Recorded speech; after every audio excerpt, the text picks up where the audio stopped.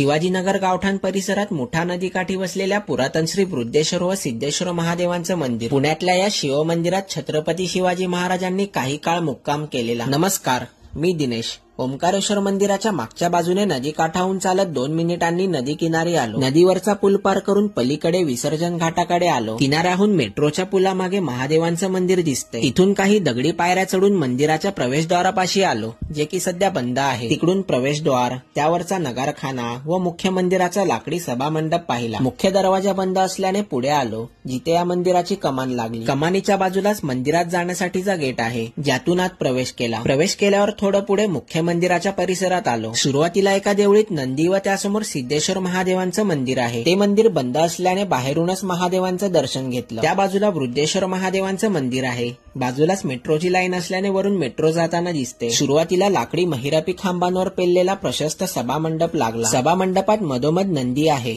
नंदीचं दर्शन घेऊन मुख्य गाभाऱ्यातल्या महादेवांचं दर्शन करण्यासाठी निघालो. काही पायऱ्या उतरून गाभाऱ्यात प्रवेश करताच मधोमध महादेवांची पिंड आहे. दर्शन करून बाहेर आलो. डाव्या हाताला एक प्रशस्त परिसर दिसला, जिथे श्री दत्तगुरु व हनुमानांची मूर्ती आहे. त्या बाजूलाच छोटासा घाट आहे, ज्याची निर्मिती अहिल्याबाई होळकरांनी केलेली. तुम्हाला सुद्धा ते मंदिर पाहायचं असेल, शिवाजी महाराज कोणत्या मोहिमेवेळी तिथे मुक्कामाला होते, ते सर्व जाणून घ्यायचं असेल तर त्याचा संपूर्ण व्हिडिओ तुम्हाला माझ्या दिनेश नवले या युट्यूब चॅनलवर पाहायला मिळेल.